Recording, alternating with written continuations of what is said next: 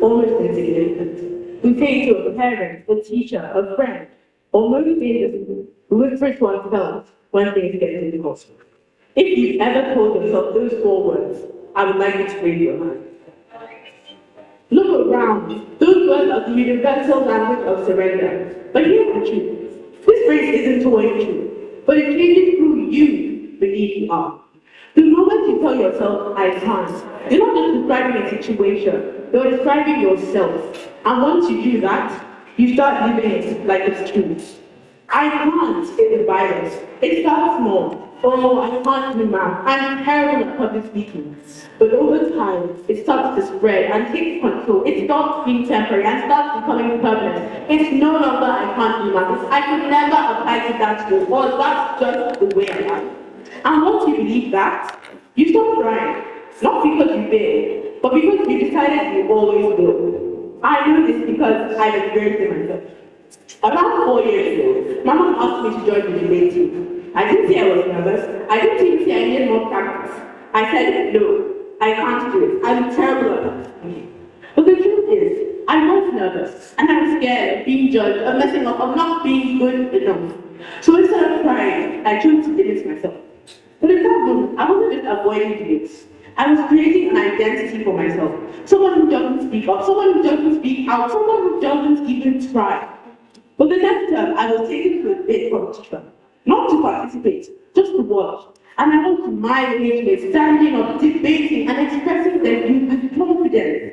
That moment inspired me. It made me realize that maybe this doesn't have to be something I'm born good at, but something I can become. And from that point on, things started to change for me. I started taking opportunities I would have usually avoided before. And over time, I went from the person who couldn't speak in public to someone who has represented the school in multiple debate competitions. And that's why I'm here, speaking to all of you today.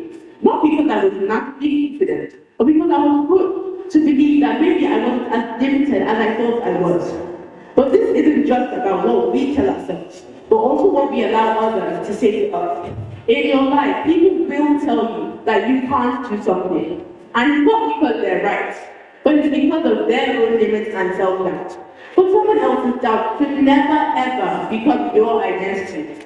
The truth is, all of us have a potential that is far greater than any label someone tried to pin on you. I want to believe that truth over all lies we've been told. We start to see the cracks and the flaws in the identity that we built for ourselves, and that is what people usually miss. The identity we build for ourselves isn't fixed.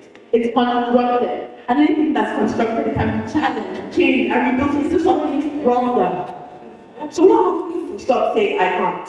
Obviously, things don't suddenly become easy. We don't instantly become perfect, but something changes our direction. Instead of closing the door to opportunity, we leave it open. Instead of defining ourselves by limits, we define ourselves by growth.